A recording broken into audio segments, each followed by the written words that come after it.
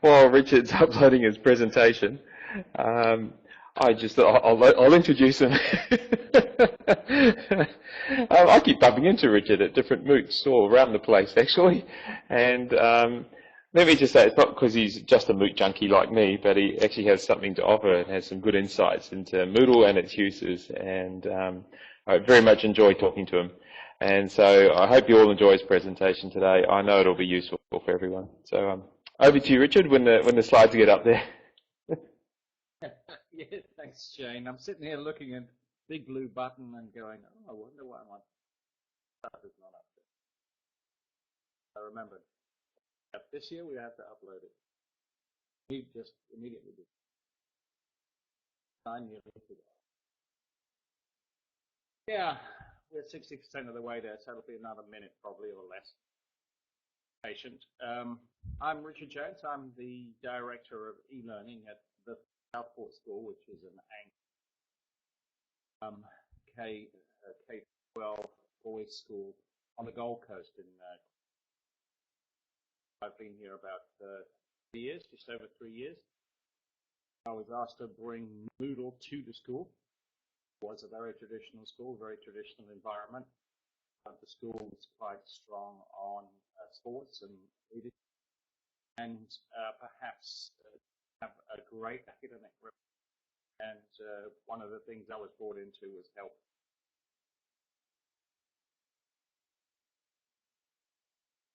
up a little bit. The school has an open intake, so anybody, unlike many of our competitors that are selected. So we'll be hearing from students and teachers today, and I'll just be going through the ways, the 5 ways. There are more ones that I've picked out as Moodle Changes the Classroom. If you look in the course, you'll see there's a presentation that I did at the Museum of Moodle as that's got a lot more examples of what we've been Moodle and Mahara. I keep trying to keep my eye on the screen as the audio says. Okay, I'm going to turn off the video. You know what I look like. And then the audio should improve, I think. How is it now? Still skipping? A little quiet? Microphone a little closer and see how we do. Okay. All right. So, as I was saying, yeah, there are certainly more than 5 ways, but these are the ones that I've picked out for this particular. So my base assumption is, yeah, you want to change pedagogy in the classroom. You don't want to make the transmission mode more efficient by using technology. And here's a computer lab, one of our 6 or even 8 computer labs that we had in place when I arrived. And I took this picture because I frankly was horrified. And we've been working our way through the last few years downsizing these and bringing other things. Right, on we go. So that's a base assumption that's quite important. These are the 5 ways I'm going to talk about.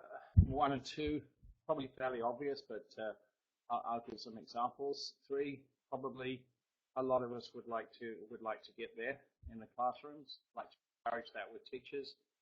Number 4, I think, is a key, a big key. And then I'll just talk about activity reports, because I think they certainly are in our school, a fairly underused feature of Moodle from the teacher. There may be more, and Moodle may not be required for these things, so Moodle's not required to extend the learning. It provides this lovely framework that we're all familiar with. Moving on. Okay, let's have a look. Okay, so real-time resources. Been encouraging this year to see teachers taking to the page and the book, because this way they can keep their sources in the course right up to date, and they can co-construct with the students. So they can adjust what goes into the book in real time, if you will. So I think that's really a plus. Lead to the page. The lesson too, I know, is also can be used in the same way, but takes a little more planning. And if you try and explain how the lesson works to teachers, you quite often get a room full of blank stares. So I think starting with the ebook and pages may be better, powerful as lessons are. Okay. So yeah, and then we've got chat sessions and choices and real-time feedback of other forms that work very well. Just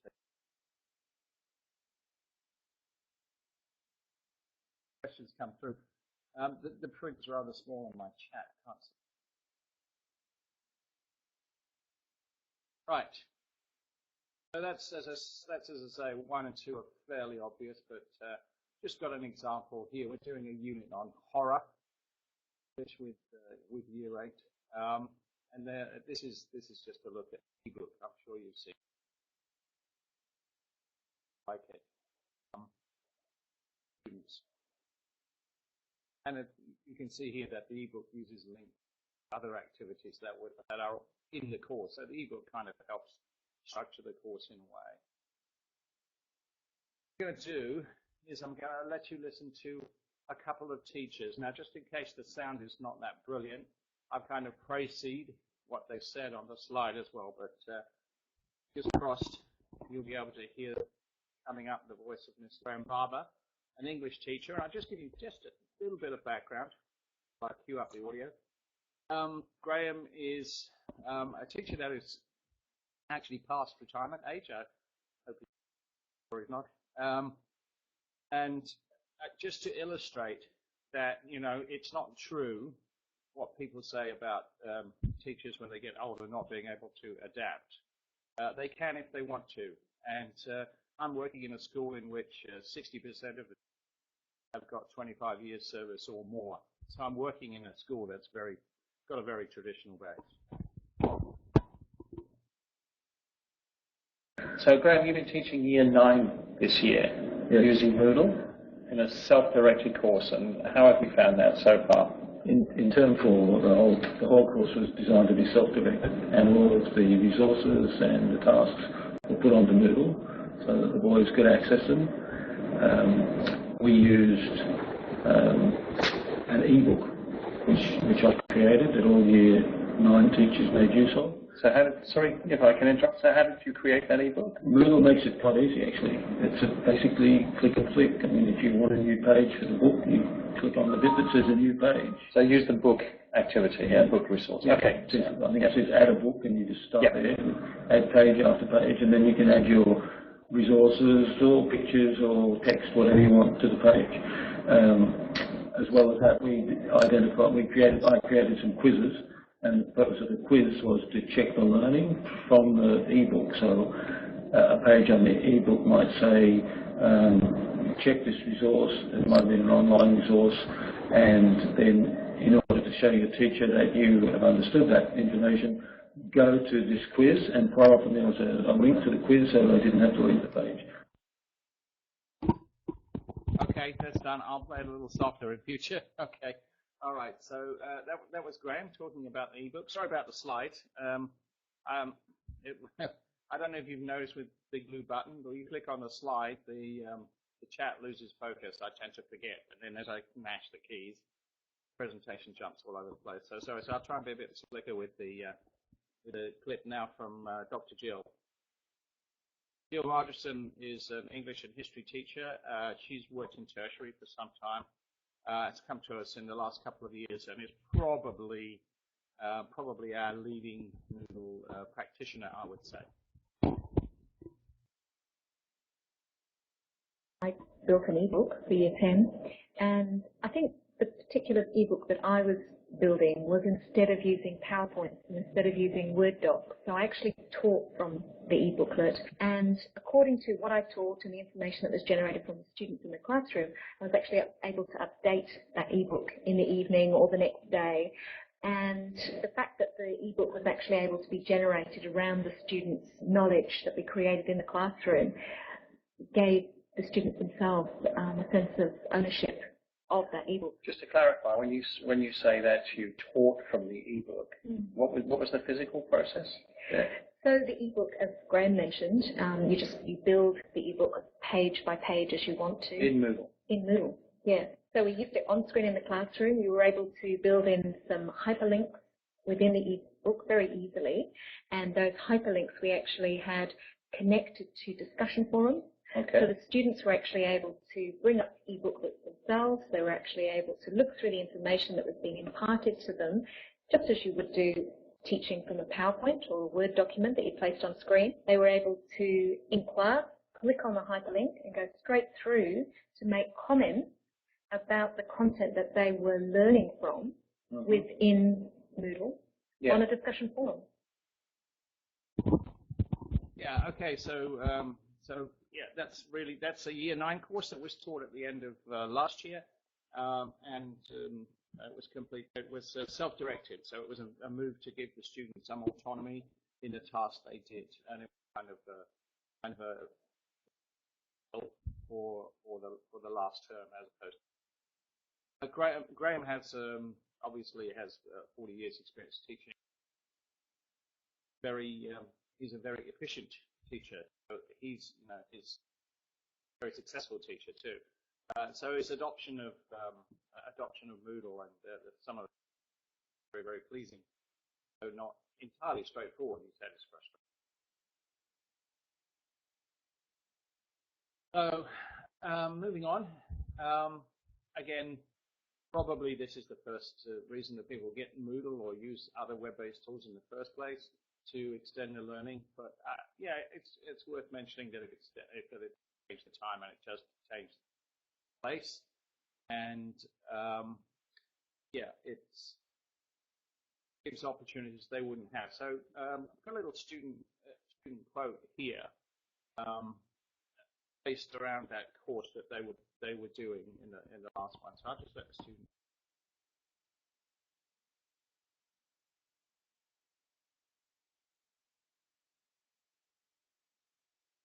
Yeah, like we're doing it with English instead of watching the PowerPoint of what writing down what Sir's written up on the board, and he doesn't give us like PowerPoints that are on Moodle and we can look over and stuff like that. So if you don't get it in the lesson, it's just gone. Yeah. Yeah. Okay. So it's better to have that. Yeah. I blanked out the other subject because quite a few of these clips came from a presentation I did at the start of this term, which I wanted to show to the whole staff to encourage them to use Moodle more. What we'll hear more from Greg later on, and also from some about the way that they used Moodle, the way that in this case not Moodle narrated PowerPoints were used in the classroom. Some of our teachers also, and not necessarily the younger ones either, also use video. Teachers are sometimes reluctant to use video, but you try and get over that. Everybody does crappy video these days, right? So it's okay. Young people seem to accept video that is not prime quality. That's right. It's just the way we do things these days. So they do video lessons for particularly near exam time. The year 11s and 12s seem to appreciate and doing their revision videos. What do I need to know for the exam? And a little bit of encouragement, of course, put in that students can. Okay.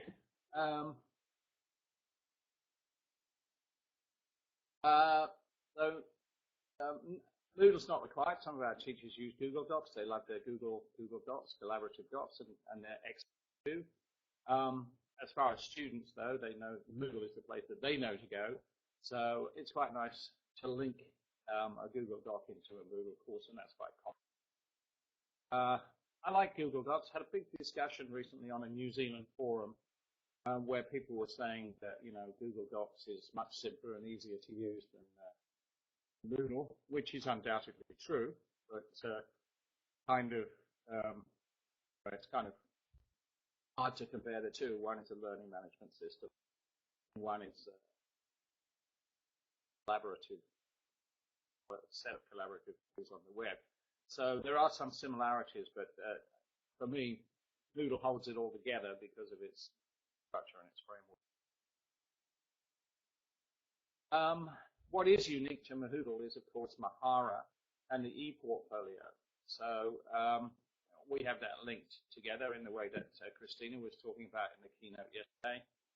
We can bring things in from Mahara, and the students can export discussions to Mahara from Moodle. So mainly it's being used for page type assignments. Particularly in Life and Faith this year, and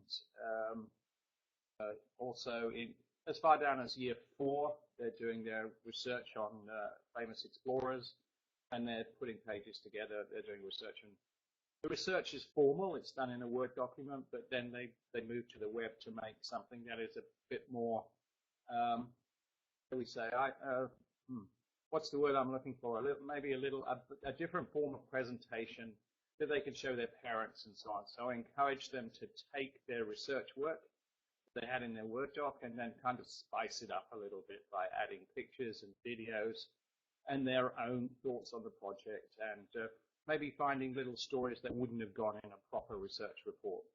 For example, the lovely story of Captain Cook and a statue in Gisborne, which New Zealanders probably know, turned out not to be Captain Cook at all, but a fake statue. But they put that kind of snippet into their Mahara page, and it makes it a bit more interesting. And then, of course, they can also I'll show you here in Mandarin. So, and we'll hear from some boys who've been using Mahara in Mandarin, and their teacher estimates that the work they've done in the first term is equivalent to what they might have done in a year before. So I'm just checking the chat. Questions there, but I like the comments. We're getting some Mahara converts out there. That's good to see.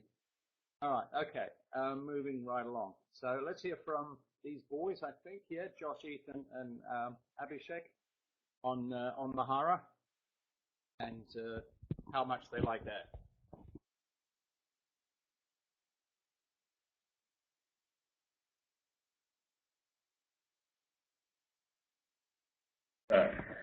Let's start with Josh. Josh, tell us basically what have you been doing in your Mandarin lessons that's different this year? We've been using Mahara, and that's new, and it makes it easier for us to make our pages. Okay, how does it make it easier for you? Well, it's pretty easy to drag in photos and writing and all those things. Do you find it different to the work that you were doing last year? Yeah, because we were only working on pen and paper last year. Okay, and how does it compare to you working on the computer or working on Mahara as opposed to pen and paper? I'd rather work on the computer because I think it's easier to get all the characters. Okay, easier than writing them by hand. Yeah. Ethan, have you anything to add? Different from last year. Yeah. Yeah, the same Mahara. It's a lot easier. It's like a blog where you can put photos and information on, and then your class teacher, grades you on it sometimes and tells you how your blog's going and what you need to improve on. So why do you say that that's better than what you were doing last year? Because a lot of the boys in the class feel more comfortable on their computers and like learning on their computers than textbook. Okay. And how easy was it to pick up Mahara? It's pretty easy. Like so you already have an account when you have Moodle. It's like it shows your understanding a bit more easy than like combining necessarily characters on pen and paper because you already have them on your Mac or. So what you're saying is that the page that you produce is better quality than the stuff you might have produced by hand before. Sure. Okay.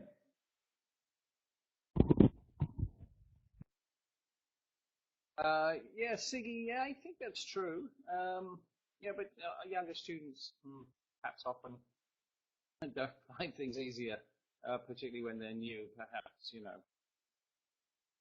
a younger student. If I'm dealing with year 4, they're 8 years old, so not cynical yet, or not completely. So yeah, they just take up anything that you give them pretty much. And in fact, I see something already of a generation gap across our school. The years 11s and 12s don't have nearly the same interest in Mahara that the year 8s do, and quite a few of them I've spoken to say no, but we prefer to write things by hand and so on. So it's really it's quite interesting. Whether that's a reflection of the fact that they're coming up to traditional assessments or not, I don't really know. But that's an interesting discussion for another day. Ramble too much. Okay, social learning. I forgot to put the numbers in. I've just noticed. I put number 1 and number 2, and I haven't put in number 1. Never mind. You get the idea. Social learning it is, I think. We were talking about forums not so long ago in the common room, and isn't it nice to have teachers talking about common room instead of other stuff? It was good, they upped their game, and you can see here, yes, when I popped in to look at this, and I thought, I'll go back and see what we're up to 620 unread posts in a forum in a week. Means that students are contributing quite a lot, of course. These are year 9, so, horror, probably meat and drink to them. So they have the motivation, but it's quite interesting. Oh, sorry, year 8. The quality, we'll have a look at some of the quality of the writing, which I think is pretty well established by now that, writing for their peers, so their peers can see it, is very powerful and increasing quality. But these higher order skills of drawing on things that other people have written into their own post, that's really good. I love to see that. Yeah, I think we've got an example. And also, looking at the times. I don't know how many 12 or 13-year-olds, are doing their homework at this time of night. But, and indeed, Sundays at 10 o'clock, and I could show you some of the posts. Idea I might do that one of these days. Go through and plot time and the frequency. Anyway, but if you look at this, that not only is the quality of the writing pretty good, but also, drawing. You can see that students have thought about what other students have written, and then they've built on that. And we've got some splendid examples here. Now, there are some other classes that I've looked at in which the spelling, punctuation, and grammar is a lot poorer than this. Which, it's okay, boys have a variable level of English, but they're still writing in the forum, and they're still going to be learning from some of these other posts that they're seeing, and they're still showing some higher order thinking skills. So I think it's all good, and it makes me happy that that a student that knows that their English, their punctuation, their spelling is not very good, will still come onto the forum. We'll still post something that says to me that they feel comfortable in that environment. And I think the other really important point about this is that it's not any longer the old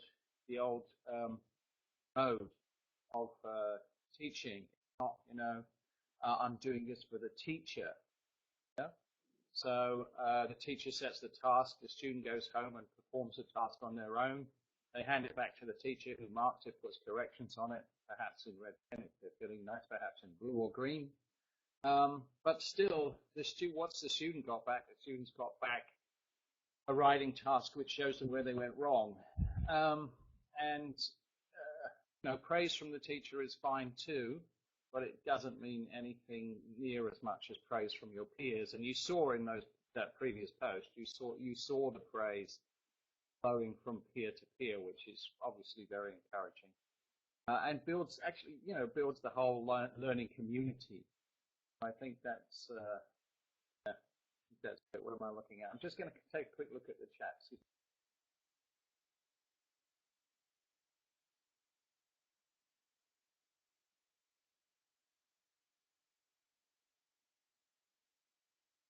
Oh, yes.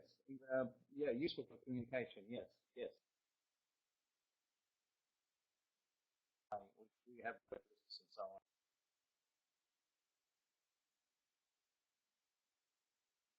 on. Maybe, yeah, we do have a G&T group. G&T groups include students that have learning difficulties. Common, I'm sure. Gareth, I'm sure you're familiar with. Not uncommon for gifted and talented students to have one or more learning.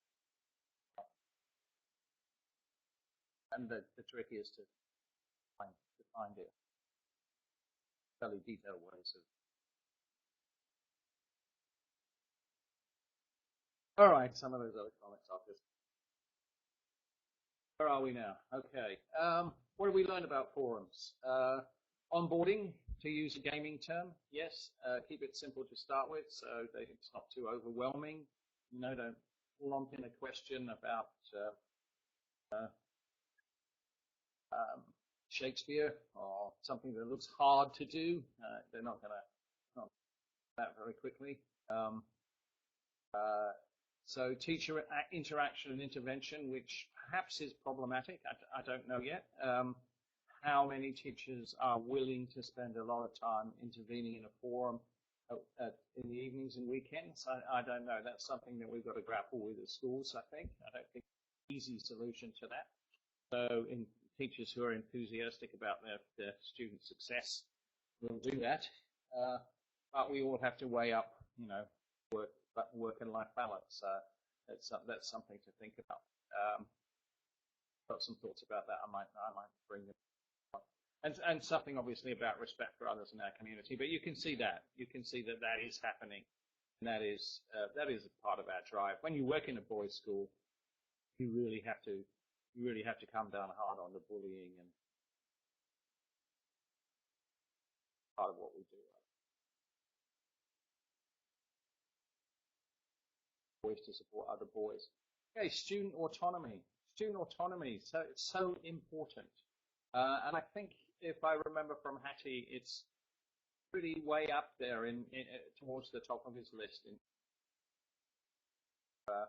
improving the outcomes in the classroom. So how does Moodle provide elements of student autonomy? We've heard about the self-directed courses.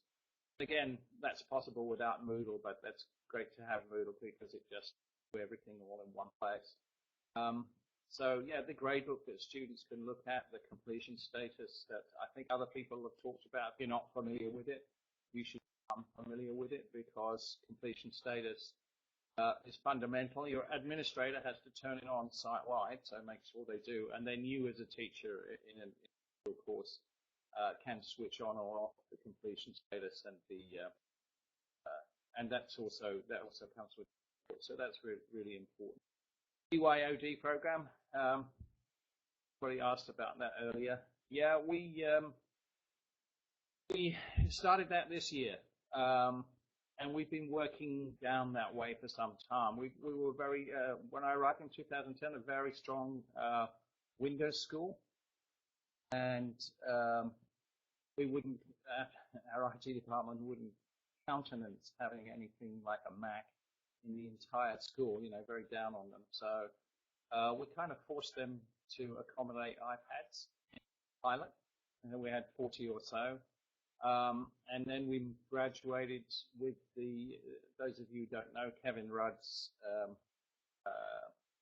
grant to schools to buy devices for 9 through 12 was very helpful here. We got around $350,000 and we bought more iPads and some netbooks. So we had a range of devices, and then we began to see the benefit of that, and so eventually we moved into this BYOD, and now we actually have a lab of Macs in the amazing. So we've come a long way, as well as when you look around the classrooms, about 80% of our boys are using. And they just connect to our remote desktop, so they can take advantage of all the Windows tools that we have on the back-end server. They can use Office if they need to, off an iPad or off an Android tablet or off the device that they choose to bring. Yes, Gareth, that was a battle. That was a big, big battle. And I can't blame the IT department because when I arrived, really they'd grown into the space that nobody else had taken on. You know, like there was no educational technology school. So the teachers presumably, you know, had left it to the IT department, and they'd just grown into that space and got to the point where they felt that they had a handle on everything that the teachers needed in the classroom to get their job done. Hence those labs that you saw in my first picture, you know. So, yeah, shifting people's attitudes, not easy, as we know, but, you know, persistence pays off. So we had a battle royal over the first iPads, but once that was won, we were in, and it had to go all the way to the top. So we had to really convince the headmaster that we knew what we were doing, and that IT were wrong in saying that a whole school would fall down as soon as the first iPad came in. But we, you know, once we'd won that battle, everything went up.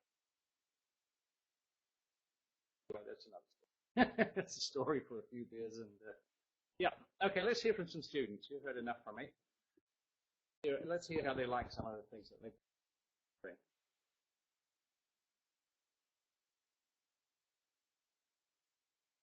Well, in term 4, we've been using Moodle by ourselves. Mr. Barber's just been telling us what we've got to do. Then we just go ahead and use Moodle. Okay, how do you like that? It's good. Yeah. It's much more easier. It's easier than? Having like Mr. Barber show us everything on the board, when we can just go ahead and do it all in one class. So you like the freedom to, yeah. Can you choose the bits that you do? I mean, how self-directed is it? It's all self-directed. And I'm just going to go straight in, and we'll hear from Patrick about the BYOD. Yeah. What about the devices? How do you find that? Have you found it easier than, say, working in a computer lab? Or? Yeah. Much easier because, like, you can direct yourself by yourself. Like, you can research on your own, and you don't have to use a computer that everyone else is using. If you have your own device, you probably know it better as well. Okay, so you can make more use of it. Yeah, so I think those those sorts of interviews with students were the kind of things that drove us towards BYOD. We were a little nervous about it, but the other thing was the timing was right. If the timing's not right, you can find it very expensive. But we were able to take down labs. We've only got now 2 general purpose labs in the school of about 800 on the senior campus, about 800 students, 850 students. And even those, I don't know that they get used that much anymore. So we were able to send back the lease machines and then take that money and invest it in wireless. And we had to do some pretty heavy investments in wireless over what's here in Australia, the summer break in December. There was a fantastic amount of work done to make sure that the BYOD program wouldn't fall over, that the wireless was solid everywhere. And that was an expensive undertaking. My IT manager told me that we spent $150,000 on upgrading the network over the Christmas. So it wasn't a cheap enterprise, but you know, I think it's a redirection of money that we the other way perhaps would have been spending labs and so on. Okay, so what do we need to do next? Well, we'd like to extend Moodle to the parents. We think we need to give them the mentor role that I've read about, third-party block. So, and I think it's important so that they can also view the grade books and completion reports for their boys, so they can see what's going on, but not to actually do anything there. And we're currently using this workaround here, just a little single PHP page that I wrote a couple of years ago that just strips the assignments out of the Moodle courses and makes them visible to parents. Really, if I was redoing that now, I'd be using web services, but that's a task that's going to have to fall to somebody else. So, yeah, but that's definitely, I think, something to do going forward. Yeah, being the parent. Now, I wanted to talk on the 5th one about the logs and reports, and I just wanted to highlight, possibly you're all very experienced Moodlers, so you probably know about this stuff, but don't. This is not a student-centered approach, but this is really the tools that the teacher has and needs to monitor what's going on with their online courses. As you know, the blended approach takes off, and we have more online course relative to stuff in the classroom. Then we need to know what's working, and we need to know what students are doing, and we can easily monitor that. And probably it's probably to have these kind of activity monitoring tools is probably more effective. Again, given what Hattie was saying about teachers only being about 30% aware of what goes on in the classroom, having these tools probably ups that. It's probably beneficial. Anyway, so yeah, so this is really, the reports are really good and really useful. We can see here straight away that we've got quite a keen student, and some of the other students might need a reminder that they're supposed to actually look. This depends on you having your completion switched on at site level and at the course level, and I think there have been presentations on that. So yes, this is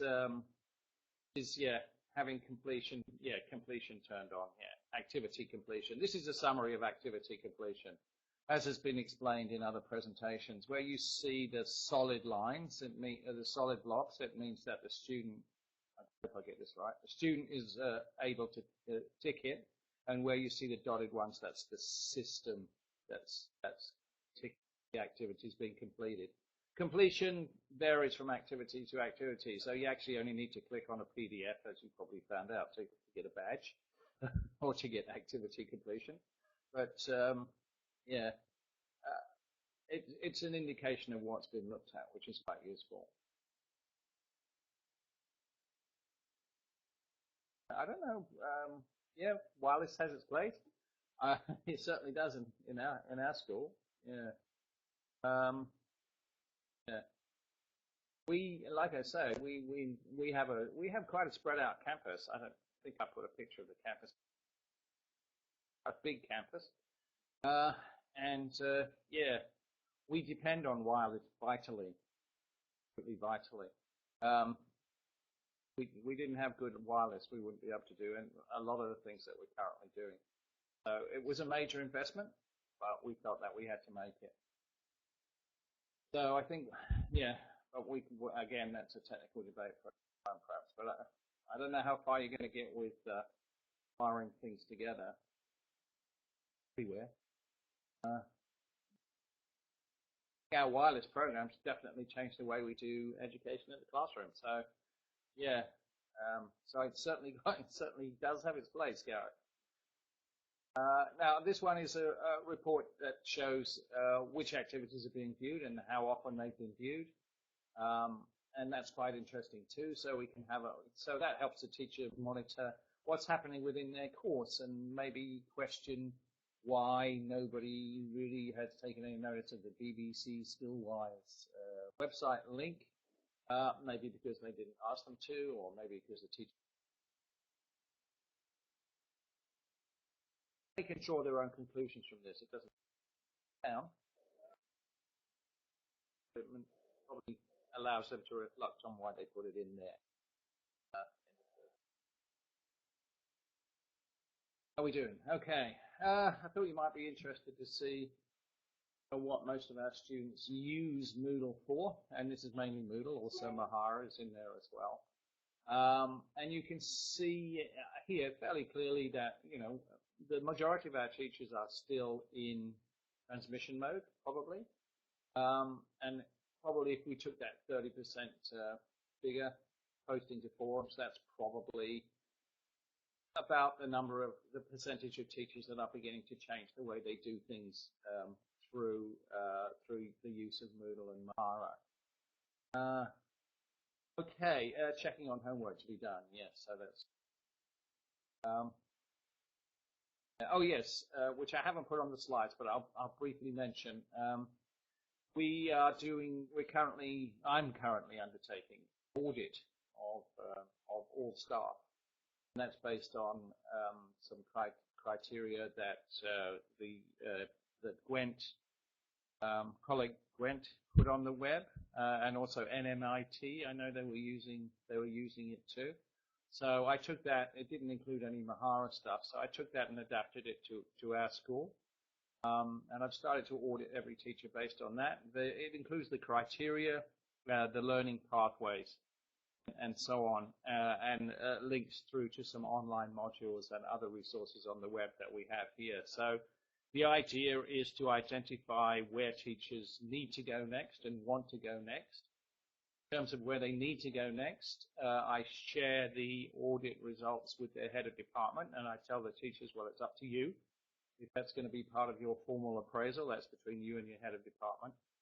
And then the second aim with the learning, I'll be willing to help them the next stage of whatever it is they want to do. And then typically as part of the audit process, we'll set up a plan for taking them on to the next thing that they want to do. So the result, so the levels were something like 1 is, I do wish I'd put this on the slide. It was silly not to. The levels were something like 1 is just posting content, 2 is posting content and using some of the interactive features, and 3 is a teacher who is pretty much about social learning. And making good use of forums, quizzes, Mahara, ebooks, and so on. The survey showed that something like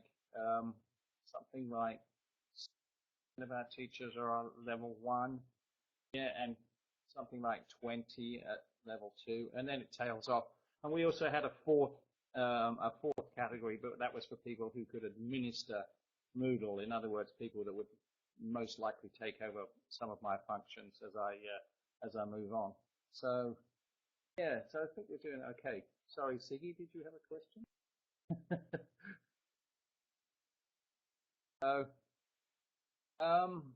Yeah, so basically we're still working mainly in posting resources.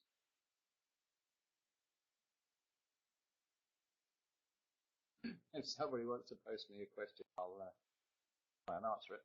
Okay, anyway, so yeah, looking through those figures, and you can see that Mahara is quite a bit of work for schoolwork here. And look, well, we've got 3 starts at all using Mahara for social activity. It's good to see. And yeah, 22% just browsing Moodle. All right. Right. So, give orders. Now, moving on. Okay.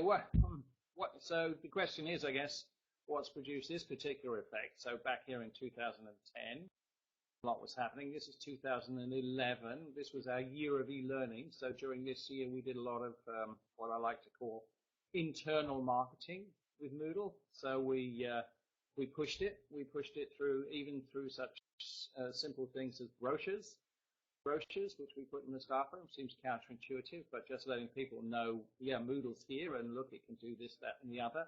Getting conversations started in the common room. In fact, we put a whiteboard in the common room, so I could pop in before school started and just be there and talk to people about what Moodle could do, and then I'd probably go in during the coffee break and throw up a quiz or something for people to come and, they would just wander over and, talk about what Moodle was and how it could be used, and so on, just getting those conversations started. So that was this 2011 year. Last year, we went to e-learning leaders. So these studies were thanks to financing from the Australian government, I should mention. Then we moved on to e-learning leaders, so identifying people in faculties that would take on the leadership of Moodle and Mahara in their faculties, and we got a little boost out of that. We didn't pay them. We made them feel special by calling them e-learning leaders, and also taking them out to a nice resort once per term, where we gave them a nice lunch and asked them to sit down and talk about and reflect and talk to each other about how Moodle was going. And I had some of them do short presentations as well on particular features that they were using. So yeah, that went pretty well, I felt, and that definitely disseminated quite a bit of stuff. And then here from year on year, we look at it here. So this year we've seen this huge, well, it's more than doubled, I think, take up there. And that, I think that's down to BYOD. Other factors could be the audit. So that could have played a part. And it could just be that it's become mature within the school. December 2012, everybody goes on holiday. And December 2011, we're in the Southern Hemisphere, right? So nobody here. That's what happens there. Yeah, and you can quite clearly see that we have a 4-term year down here in Australia and New Zealand. That's the pattern of peaks and troughs that you can see.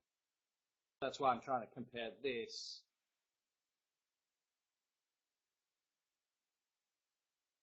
Then Mahara. Mahara grows organically, I like to say, at our school. We've pushed Moodle. We didn't want to push both systems at the same time, so we just let it grow. But you can see here it's used across the whole school. That gives you an indication of the size of our school. And somebody was asking yesterday about Mahara and what impact it has on your server. And you can see here it has a pretty tiny impact compared to Moodle, a database size of 55 megabytes. I think our main Moodle, I hesitate to say now, but pretty big. The database is pretty big, and the disk usage is huge, probably 10 times that at least. So the footprint of Mahara is fairly small. Possible to have a chart separating teachers and students?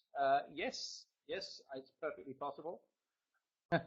And my guess is the teacher usage would be about a 20th of that of the students. But if it's less than that, that would be an interesting stat. So I don't have one to hand, but that might be an interesting study in itself. Yeah, thanks for the question. I might go back and have a look at. Okay. Not working any time anywhere. Probably. Well, there might be a couple in there, you know. It's hard to say. 2 or 3 users might have come along and they wouldn't show up on this particular. In principle, during the holidays, people. Well, other stuff. Okay, so we're here. These are what I see as our biggest current problems, and these are kind of. I should mention perhaps that I was brought in here on a 3-year contract, and I just was asked to stay another 6 months just to see the BYOD program end this year. So in principle, my work is finished. So we've got to look at transition in a minute. So silos I see as a big problem. He takes the work out of the silo. Well, that would be nice. Yeah, it would be nice if we could have teachers doing their own reflective portfolios. Siggy, that would be ideal. And in fact, we have a program called the Ideal Teacher, in which we do use Mahara. So teachers who are going for Ideal Teacher, which is a little pay increment. There's money involved in that, provided by the school. Those teachers must produce a portfolio of work in Mahara. So that is beginning to start. Yeah, and they in those portfolios they will show some of the good work that's happening. Unfortunately, because that's pay related and they're going for this ideal teacher status, that's not shared, only with management. All right, so that's private between them and management. So really. We do probably need to encourage, but I don't know how with Mahara. That is something that I should think about. You're right, or I should think about encouraging people to illustrate what they're doing with Mahara. Anyway, so I have a list of about 20 teachers that I've audited or interviewed or been in their classrooms or just talked to. about the good work that they're doing. And I proposed to our management that we completely ban outside experts for a whole year. So I said, let's not have any outside people come in for a whole year. Let's just have teachers talk to other teachers about what they're doing in the classroom and organize that. And I think that would provide a huge push for professional learning in our school. But I also don't think it's going to happen. Because as you know, schools, I don't know why schools tend to think that people outside the school have got expertise and knowledge that they need, and I'm less and less convinced that that is true. Anyway, so teacher time, what do you do about teacher time? Management giving teachers time to do professional learning as risk. If they give too much time, it's going to cost them money. So what am I getting out of it? I see these 4 teachers over here talking about Moodle. They seem to be having a great time. Is any work really going on? I can't figure it out, says the senior management, so I better, take a couple of periods off them and put them back to work. So that's kind of sad, yeah, because, teachers talking about teaching it doesn't happen in every school, I can tell you that. I've been in some schools. Go to the common room and nobody talks about it. Teachers, so the changing time allocations is a challenge, as I mentioned earlier. So intervention in the evening, time and effort, or intervention at the weekend. Do I need to give up some of my weekend social time in order to be doing school stuff? I don't know. That seems to impact my work-life balance. I'm not very happy about that. Can I get something back? I would say if I was still in the classroom as a classroom teacher. Okay, I'll work evenings and weekends, but you need to give me some other time, I think. And I think that's a fair claim. It's quite interesting. One of the things you can do with Moodle, of course, is you can turn a lot of what you might have been doing with worksheets, what your old Sir Ken Robertson calls low-grade clerical work. If you haven't seen Education's Death Valley, by the way, which is a TED talk by Sir Ken Robertson, go watch it. It's really worth it. So they might have less marking to do if they take some of those activities and put them on Moodle and let Moodle take the clerical work on, if you like. He was talking about clerical work by children, but boring. Transition. So with transition, do we need an e-learning specialist?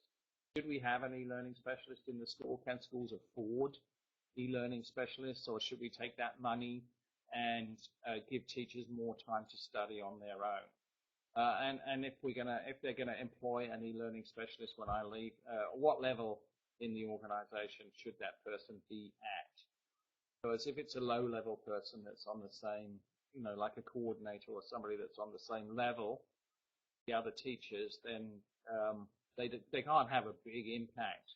You definitely need support of yours. People need to know that this is an important part of what the school is doing.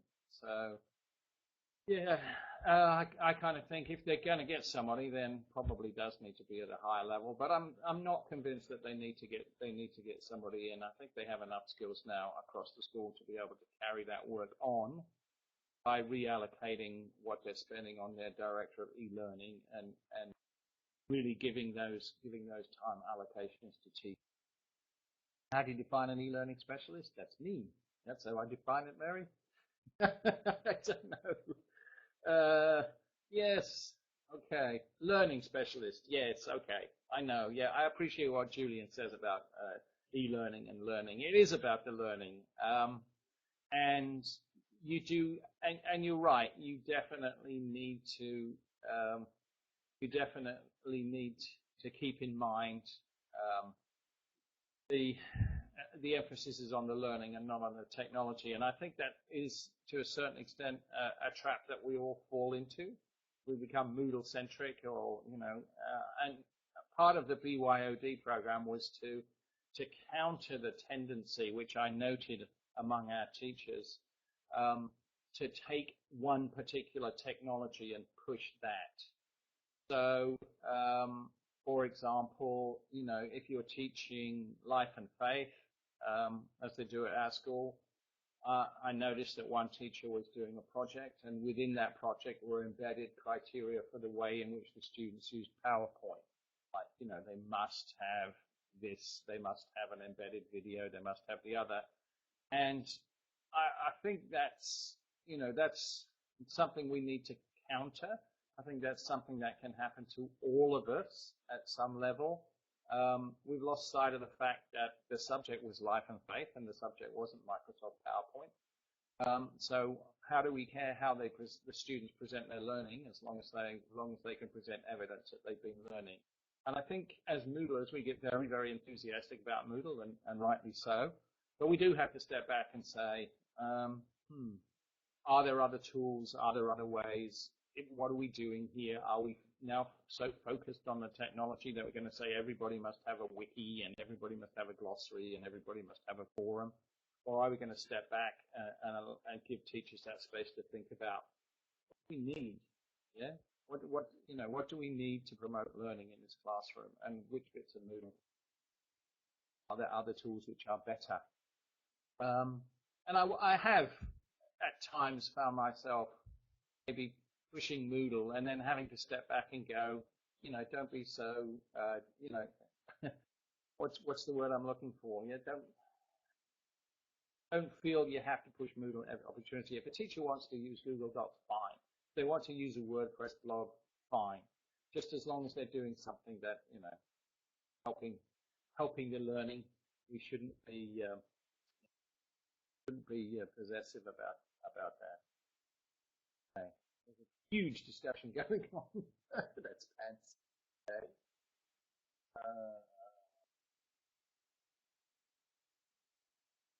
Okay. Yes. Okay. Harry, you're getting life advice here. Okay. In the last presentation I did,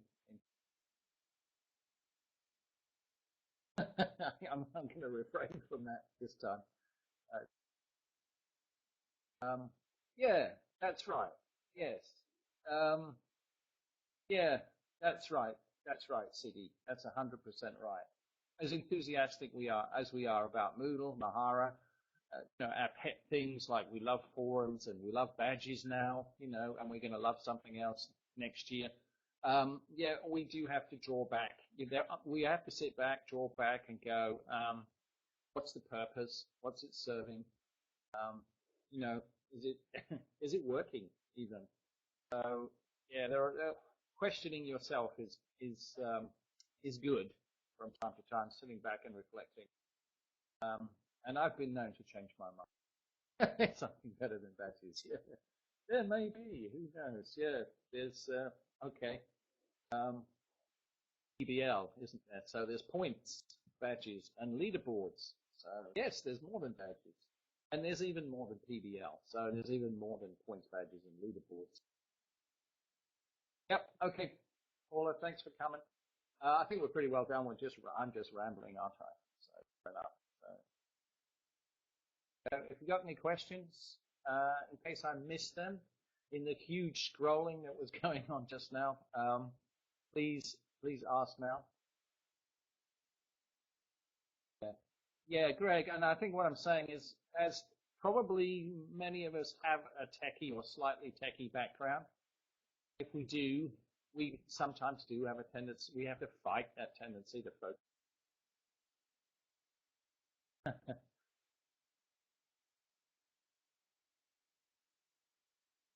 Oh, I've got one more clip. I'll give you one more clip. Little treat for you, okay? All right, let's hear this one, okay? A little bit extra. Compared with last year, do you see a difference in the way that Moodle's being used this year? It's changed in English and science and life and faith. Yeah. Because science was a lot out of the book. Life and faith was watching movies. Moodle, we're doing more in life and faith, like more assignments and stuff. Find that better than what you were doing before? Yeah, because it's more, like, there's more stuff to do. Like, instance. So you used Moodle in last year, have you seen a change this year, or? I wasn't here about last year, but it's changed since term 1 this year as well. Yeah. They've gotten better, and the assignments have gotten more interesting and stuff. If they're on Moodle, you can change them and get research and stuff. What makes an assignment more interesting, Patrick? If you have the opportunity to do it like your own way instead of doing it the way that everyone else is doing. I don't really think so. Well, I mean, and did you use Moodle or something similar in a previous school? No, it was just all out of the book. All out of the book. Yeah. And what do you think about it? It's a lot better than out of the book. It's a lot faster, like being able to type. And also on Moodle, Mr. Barber narrates a slideshow for us. So like you get lessons at home. He talks over the PowerPoint. Yeah. And you like that? Yeah, it was really good. It's good to hear the teacher. There was a thing in English that I wasn't really understanding, and that was dialogue. And I was just able to watch the narration, the narrated PowerPoint over and over until I eventually understood it. How about that? Isn't that wonderful? Okay. Thanks, Greg. Yeah, I got to go to school as well. I should be in a meeting right now, but I blew them off. Okay. Yeah. Yeah.